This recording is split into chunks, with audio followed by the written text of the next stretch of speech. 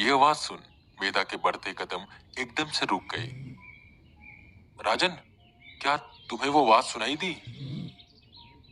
वेदा ने पूछा, जिस पर राजन कहता है, आवाज? सर, कौन सी आवाज? मुझे तो कोई भी आवाज नहीं सुनाई दी। वो दिल्ली के उस अनाथालय में आ चुके थे जहां से उन्हें ये रिपोर्ट मिल रही थी कि वहां पर एक आत्मा है जो सब लोगों को तंग कर रही है, और वो आत्मा शायद किसी बच्चे की है। और इसी आत्मा की वजह से अनाथालय के एक बच्चे की रहस्यमय तरह से मौत भी हो चुकी है, जिसकी वजह से अनाथालय पर इंक्वायरी बिठा दी गई है और उस बच्चे की मौत का जिम्मेदार उस अनाथालय को माना जा रहा है। अनाथालय के मालिक एक बिजनेसमैन है और दिल्ली में ही उनकी बड़ी सी कंपनी है। जब उन्होंने अपना बेटा खोया था तब उन्होंने ये अनाथालय बनवाया था उसकी याद में। काफी सुंदर बिल्डिंग थी, बच्चों के खेलने के लिए गार्डन, उसमें झूले और भी काफी चीजें थी जिससे बच्चों का न केवल शारीरिक पर मानसिक विकास भी हो सके। वेदा ने जैसे ही उस अनाथालय में अपना पहला कदम रखा, उन्हें नेगेटिव पावर के साथ साथ एक बहुत ही उदासी भरी हवा का भी एहसास हुआ। वेदा ने अंदर जाते ही देखा, खिले रहने वाले फूल जैसे बच्चे पतझड़ में गिरते पत्तों की तरह लग रहे थे, डरे हुए, सहमे हुए और उदास। वहीं उस अनाथालय के केयर टेकर शंभू काका खड़े थे। आइए वेदा जी, मैंने ही आपको बुलाया था, उन्होंने कहा। वो उन्हें ऑफिस की ओर लेकर जाने लगे। वहीं पास से सीढ़ियां जा रही थी। वेदा जैसे ही वहां से गुजरे, उन्हें लगा कि कोई उन्हें देख रहा है। उन्होंने देखा तो ऊपर अंधेरे से उन्हें कोई झांक रहा था। अंधेरे में डूबी दो आंखें जो एकटक उन्हें घूर रही थी। वेदा उसे इस बार नजरअंदाज करते हैं और शंभू काका के पीछे पीछे जाते हैं। वो सब ऑफिस पहुंचे। वहां अनाथालय के मालिक भी बैठे हुए थे। कब से हम आपका ही वेट कर रहे थे, आइए बैठिए, उन्होंने कुर्सी की ओर इशारा करते हुए कहा।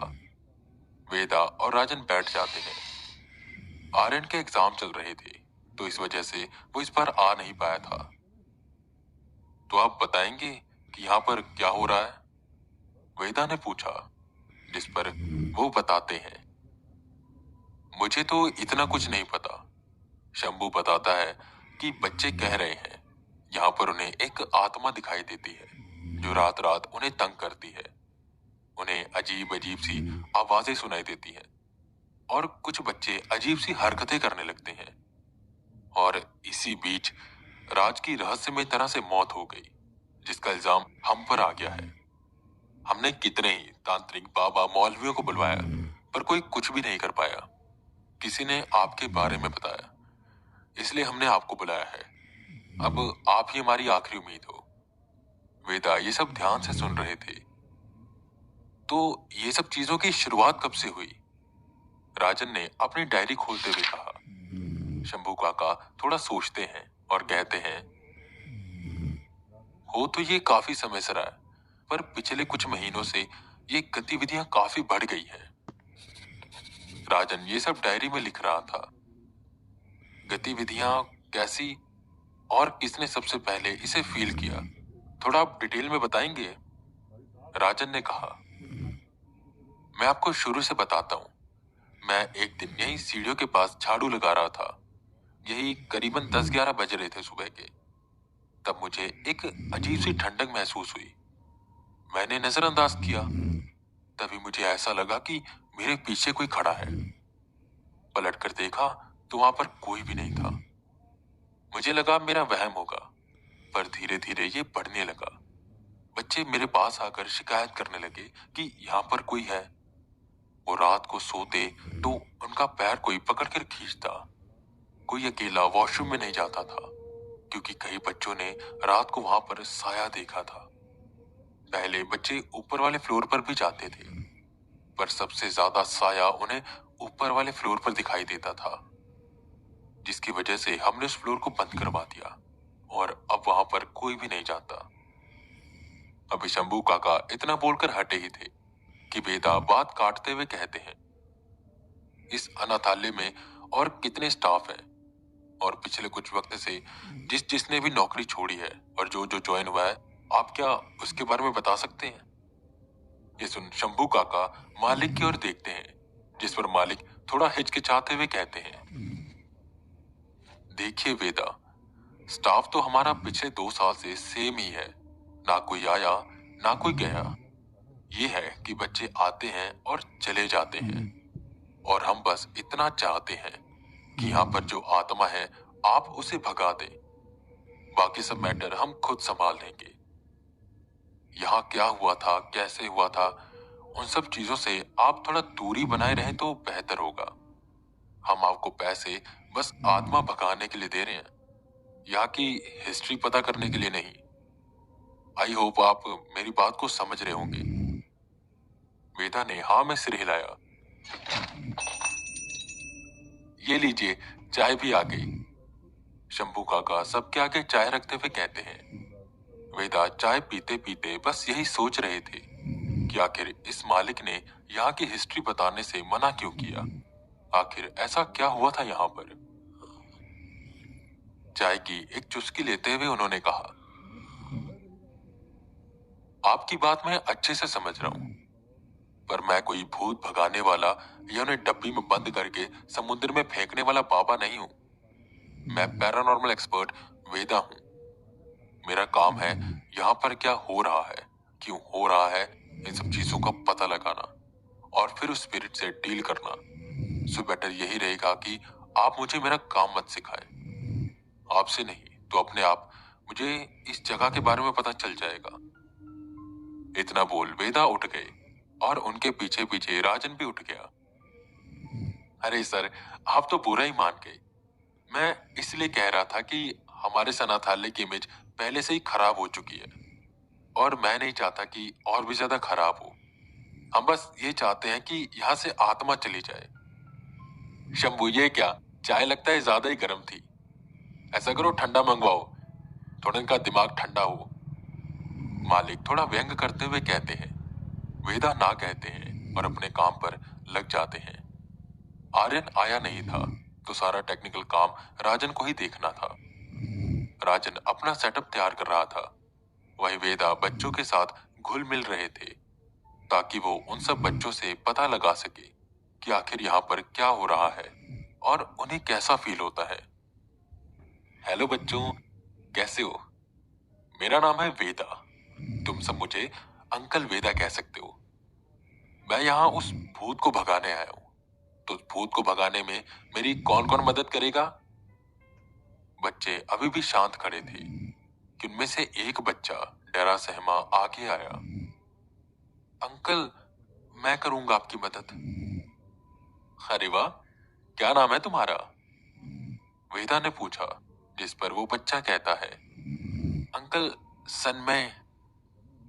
बहुत प्यारा नाम है। अच्छा, आप मुझे ये बताओ कि आपने उस भूत को देखा है? वेदा के इतना पूछते ही वो थोड़ा सहम गया। डरो मत, आराम से बताओ, जब तक अंकल वेदा यहाँ पर हैं, कोई कुछ नहीं कर सकता। सन्मय ने यहाँ वहां देखा और कहा, अंकल वो राहुल। इतना बोलकर सन्मय हटा ही था कि पीछे से शंभू काका आ गए और वो सन्मय की ओर देखने लगे, जिससे वो बिल्कुल चुप हो गया। वेदा को यह मौका सही नहीं लग रहा था। उन्होंने सोचा वो खुद एक रात यहाँ पर रुकेंगे और देखेंगे आखिर यहाँ पर होता क्या है। ये सब करते करते शाम हो गई। वेदा और राजन वहीं जहाँ पर बच्चे सोते हैं वहां पर अपनी खाट बिछा लेते हैं। आप यहाँ पर क्यों सो रहे हो? मालिक ने आपके लिए होटल बुक करवाया है, आप वहां पर सो जाइए, शंभू काका ने कहा, जिस पर वेदा कहते हैं, अरे काका, अगर होटल में ही रहना होता तो यहाँ पर क्यों आते? भूत निकलते ही रात को है और रात को ही हम उन्हें देख सकते हैं, और जब तक हम भूत को देखेंगे नहीं तो उसे भगाएंगे कैसे? आप जाइए, आराम करिए, हमें यहाँ पर कोई भी दिक्कत नहीं होगी। शंभू काका चले गए और वेदा राजन वही लेटे रहे। धीरे धीरे सारे बच्चे सो गए। वेदा और राजन जाग रहे थे।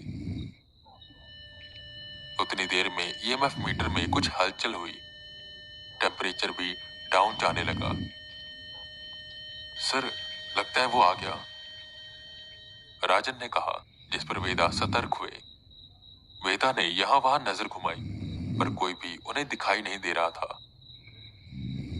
राजन, कम्युनिकेट करने की कोशिश करो। राजन ने अपने बैग से एक और मशीन निकाली और उसे ऑन करते हुए कहा, अगर यहां पर कोई है तो इस मशीन की 2 लाइट को ऑन करें। इतना बोल मशीन की 2 लाइट्स जलने लगी। सर, वो यहीं पर है, राजन ने कहा। क्या तुम हमें नुकसान पहुंचाना चाहते हो? हाँ के लिए 3 लाइट और ना के लिए बस 1 लाइट ऑन करो, वेदा कहते हैं, जिस पर 3 लाइट जल जाती है। तुम अभी कहां पर हो? सिग्नल दो, वेदा ने कहा। कुछ देर बिल्कुल शांति रही कि तभी एक हल्की सी चरमराहट की आवाज आई। वेदा सतर्क हुए। क्या तुम हमारे खाट के नीचे हो? हाँ के लिए 3 लाइट और ना के लिए 1। वेदा इतना बोलकर हटे ही थे कि लाइट तेजी से फ्लिकर होने लगी। वेदा को कब से फील हो रहा था कि कोई ताकत उनके आसपास है, पर उन्हें दिखाई नहीं दे रही थी। इतने में 3 लाइट जलने लगी। वेदा ने बिना देरी किए नीचे की ओर देखा तो खाट के नीचे एक 7 से 8 साल का बच्चा लेटा हुआ था। आंखें पूरी काली, बाल बिखरे हुए और शरीर पूरा नीला पड़ चुका था। उसके चेहरे पर एक डरावनी सी मुस्कान थी। वेदा को देख वो एकदम से उनके ऊपर कूदा। वेदा पीछे की ओर हुए। खाट से निकलकर वो तेजी से भागा और ऊपर चला गया। सर, टेम्परेचर नॉर्मल हो रहा है और ईएमएफ मीटर भी बंद हो चुका है। लगता है वो यहां से चला गया, राजन ने कहा। वेदा खाट से उठे और भागते हुए सीढ़ियों की ओर जाने लगे। तभी उन्हें फिर से वही आवाज सुनाई दी। वेदा भागकर ऊपर गए और उसे ढूंढने लगे। जैसे ही वो एक कमरे में जाते तो आवाज उन्हें दूसरे कमरे से आती। जैसे वो दूसरे कमरे में जाते तो आवाज तीसरे कमरे से आती। वेदा उसे ढूंढते जा रहे थे, पर वो उन्हें मिल नहीं रहा था। वेदा को अब गुस्सा आने लगा। उन्होंने सारे कमरे के आगे एक मंत्र जपा और एक घेरा बना दिया। अब कहां जाएगा बच के? तभी उन्हें फिर वही आवाज एक कमरे से आई। वो भागकर उसमें गए। उन्होंने दरवाजा खोला